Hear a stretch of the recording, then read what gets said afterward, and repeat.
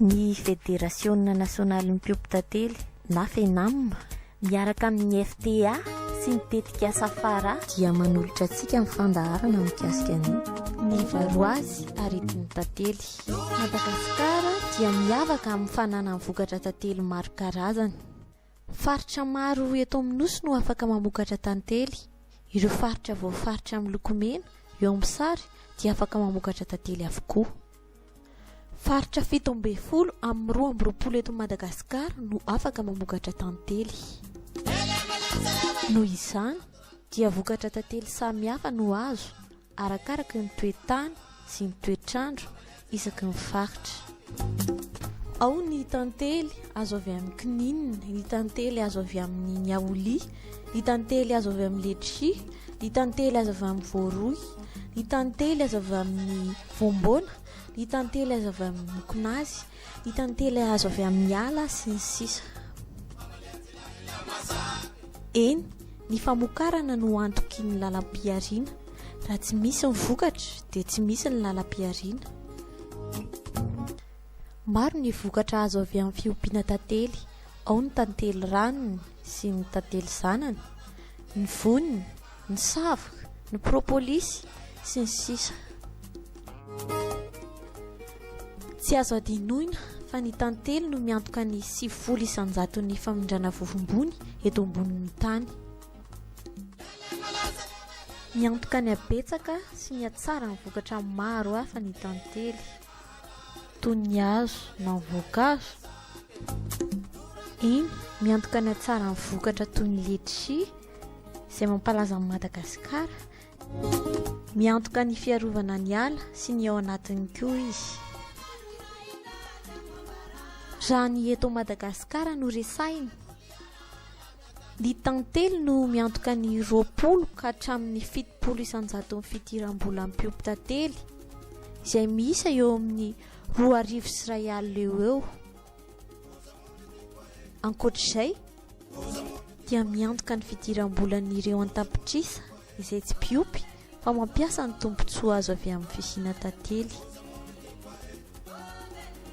Nanomboka tamin'ny volana febroary 12 anefa dia nambara tamin'ny fomba ofisialy ny fisian'ny aretina varoazy eto Madagasikara.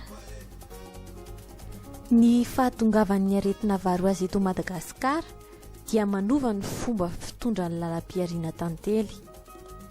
Ireo mpiopy tantely izay mpamokatra no voakasika voalohany manoloana ny trangan'aretina. Ahafahan'izy ireo miaina miaraka amin'ny aretina sy miomana amin'ny fahatongavan'ny aretina dia ilaina ny mampafantatra ny momba ny varoa sy ny varoazy. Inona ny varoa ary inona ny varoazy? Ny varoazy dia aretina azo avy amin'ny kongona atao hoe varoa. Varoa destructeur na varoa Jacobsoni no anarany ara-tsiantifika. Ny varoa dia bibikely, kongona mitsesitra ny ranon'ireny tantely sy ny ranony zana-tantely izay mbola ao anaty sakivy. Ny varoa dia bibikely hita maso, voloina, miloko mena manja, indraindray misy petina mainty, izay mirefy eo amin'ny 1,2 mm hatrany halavany ary 1,5 ka hatramin'ny 1,9 mm ny sakany. Fa manahoana kosa ny fomba fitombon'ny varoa? Rehefa matoy ny varoa vavy dia miditra ao amin'ny zana-tantely dia hosaroman'ny mpiasa. Manatody iray ka hatramin'ny 12 izy. 12 andro no faharetan'ny fahafoizana. Miara-foy amin'ny zana-tantely ety ivelan'ny maso tantely izy avy eo. Ary manahoana kosa ny momba ny fisehon'ny aretina? Ny fisehon'ny aretina dia afaka jerena ivelan'ny trano tantely sy anaty trano tantely. Ny fisehon'ny aretina ivelan'ny trano tantely. Amin'ny fotoana iatombohan'ny fidiran'ny varoa dia tsy misy soritra mivantana hita. Afaka 4, 5 na 9 volana aorianan'ny idiran'ny varoa dia misy reny tantely maty na zana tantely maty avoaka ny mpiasa-panadio ety avelan'ny trano tantely.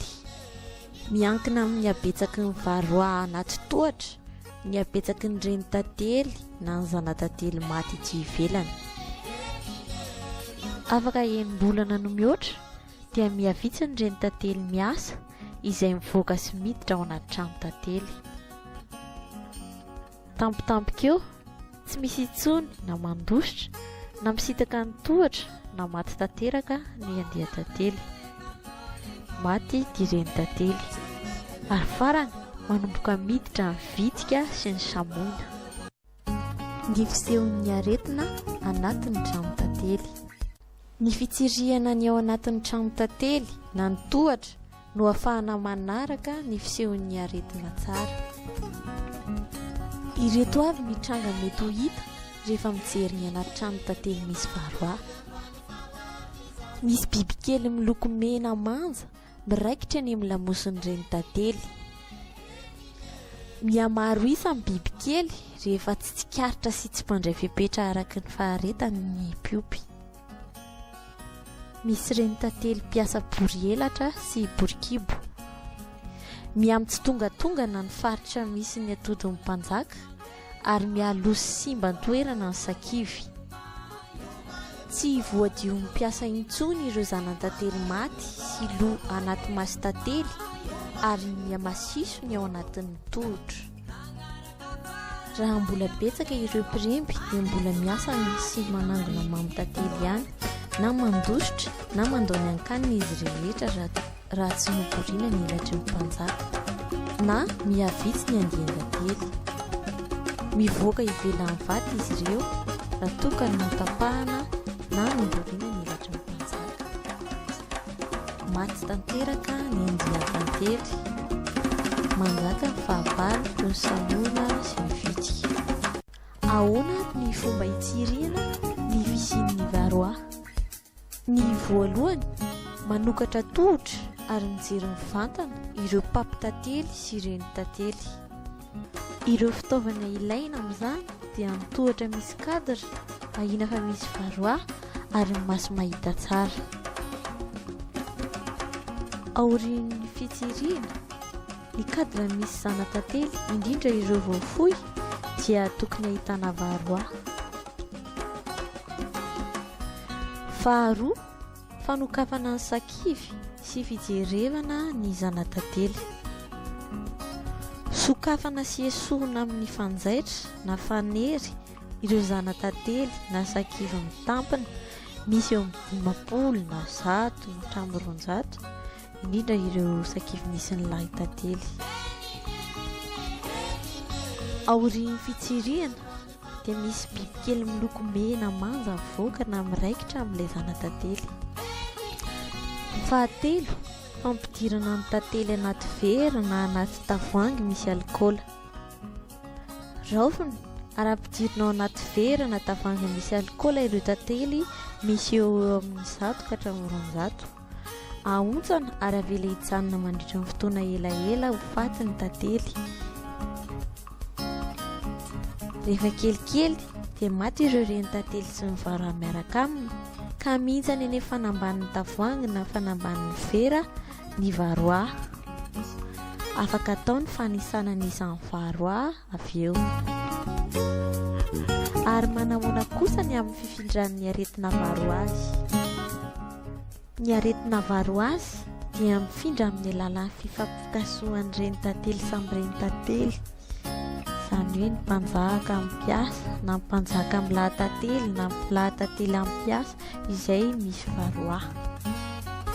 Na koa amin'ny alalan'ny tohatra misy aretina izay miaosa ary efa tsy maharo ny ankaniny intsony dia angalarin'ireo tohatra matanjaka ireo mamy ao ary manjary manitatra ny aretina ny anatin'ny tohatra miaviana.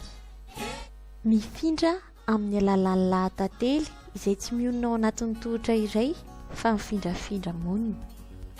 Mifindra amin'ny alalan'ny andian-tantely mifindra monina izay entina mody an-tanàna na novidiana nefa tsy fantatra ny fiaviany sy ny fahasalamany indrindra raha efa misy varoa izy. Mifindra amin'ny alalan'ny famondrana cadre na famondrana andia tantely hakana vokatra ny toerana hafa. Mifindra ny tsy fahalalana an'ireny tantely sy ny tsy fahalalana amin'ny varoa. Mafy ary ireo fepetra tokony ho raisina raha efa misy ny aretina. Ny tokony atao rehefa vita ny fitsirihana ka misy varoa dia atao ny fampahafantarana amin'ny piopy, fikambanana, indrindra misehatra sy ny manodidina rehetra. Ny tompon'andraikitry ny fahasalaman'ny biby fiompy, ny ministera, ny fisian'ny varoa. Ankoatr'izay, atao izay ampihenana ny varoa amin'ny alalan'ny fanesorana ireo zanatantely lahy, indrindra raha tsy ompi-mpanjaka. Rehefa tena betsaka ny varoa dia esorina ny ankamaroan'ny mamy tantely. Ny ambombava hitsinjovana ny sakafo ny sisa no hajanona. Eferina ny vata. Ny faritra mafana no misy ireo reny tantely sy hafaha mitombo ary hitarina tsikelikely araka ny fivoarana misy.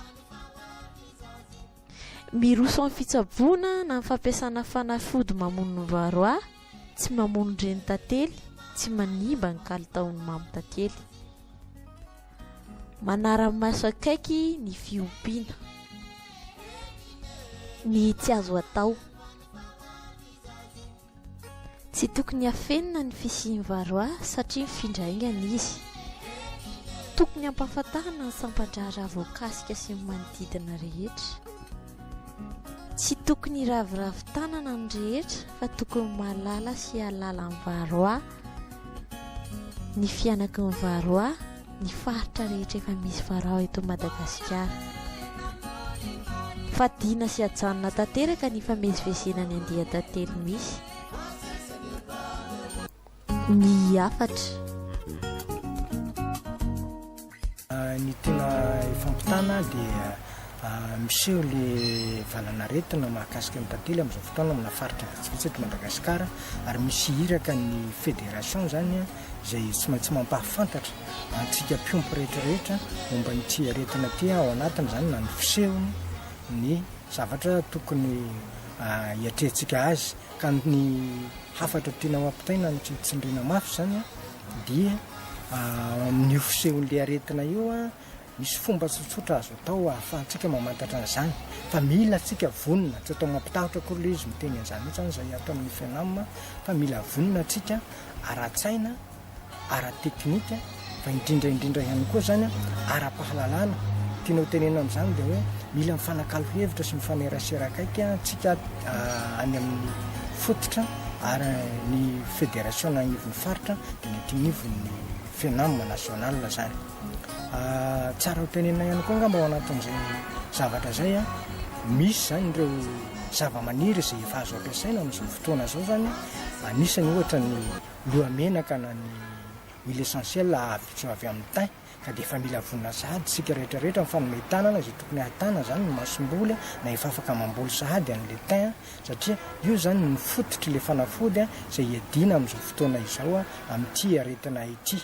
Io moa tsika rehetrarehetra zany arak'izany hoe ilaina koa ny fanitara-pahalalana zany momba ny fiatrehana n'ity aretina ity, dia mety hahafantatra koa tsika zavatra hafa izay azotsika hampiasaina, ka mifanantona kaikaiky zany zay ny tena atao hoe fangatahana ntsika tatsahana namana rehetrarehetra, indrindra fa mipiompy fa ny FENAM dia tsy manilika hoe tatsaha efa manao fiompiana manara-penitra ihany, fa na ny mbola nentim-paharazana ary dia hitanina mihitsy zany atsika hoe atao ezaka anao an'le fiompiana manara-penitra, satria io ny mahamora le fiadina amin'ity aretina tantely ity amin'izao fotoana izao. Raha ho an'ny faritra namoro-mania manokana zao dia nisy ezaka efa natao amin'ny mahasolo tena ny mpiompy sady mpiompy tantely raha teo zany agnivon'ny faritra iny, nisy ezaka efa natao ny fiaraha-miombonatoka amin'ny mpiara-miombonatoka ara-bola na ara-teknika, indrindrandrindra moa ho an'ny soapandaharaha-mpanjakana zany ohatra ny service vétérinaire na ny élevage, dia ilayntsika mihitsy satria nataonay zao ohatra ny faritra Moromandia nampiasaina zao amin'ny tilinan'ity aretina ity tany amin'ny faritra Moromandia dia nijerena le vavahady mitidirana isan'izay ny tandavana alatsinanana, ny lalam-pirenena fahafito na ny limity na ny faritra namoromany mihitsy hoe aizany tokony hidirana zay aretana zay avy aty varatra indrindraindrindra satria faritra varatra zany efa misy voakasiky n'le aretana ka izay zany de fomba natao fa tsy vita ny mpiompy tantely samy reo fa ny raha miasa amin'ny gendarmerie sy ny polisy ary ny sapandraharahan'ny fiompina ka eto zany zay de mametraka koa tsy mampita ny hafatra antsika tatsaha hoe raha hikatrika n'le aretana atsika zao de mila mampita zany tsika rehefa mijery ny fiompiana zay ataotsika raha vao mahita zavatra ka mampiahy ahy hoe fitrangan'le aretana de tokony tonga de mampita vaovao amin'ny sapandraha akaiky indrindra na ny manam-pahefana sy le tompony ndraiky mpanjakana ohatrany hoe sy fokotany be ny tanàna na ny district koa raha tsy manonona zany na ny service vétérinaire de izay zany ny tadiavina amitsika hoe aoka atsika tsy hafiafy mihitsy ary tsy atahotra ihany koa satria efa asa-piompiana ivelomatsika amelomatsika fianakaviana ary fidiram-bola atsika de zahtsika zany ny hifehezana tsy hanatsarana azy ka ampitaina zany le serasera avy any fotony miakatra ary ny avy aty fotony moa de fa anisa zany zao ataonay zao hoe ampahafantarana an'izay any amitsika koa hoe mila mivonina atsika ara-tsaina ara-pitaovana ary ny ara-teknika izay zany mahatonga atsika tsy maintsy mikarokaroka atsika zany satria vitan'ny firenekafa ve ny miatrika miaramiaina amina tsy vitatsika fa le hoe moa hiady tena hoe resy tanteraka zany mbola tsy mihambo efan'izany tsika mpiompy fa zay ny fampiatsoana amin'ny mpiara-mambonatoka rehetra rehetra fa anisan'ny fahombiazana zany ny fahitana azy ho an'ny faritra moromania manokana zay fiarahamientany daholo be zay ary tsy ho an'ny fiompiana tantely hany fa na amin'ny seham-piarina maro samihafa de tokony zay zany le fomba fiasa ka ny tanana moa aloha atomboka atsika zany ato amin'ny tokantranotsika ato amin'ny seham-piarina tantely izay indray any no azona tolotra ho atsika raha ny mikasika ny varo azy ary tsy ny tantely no resahiny misaotra atsika naharitra ny aino ary manao velomantsika rehetra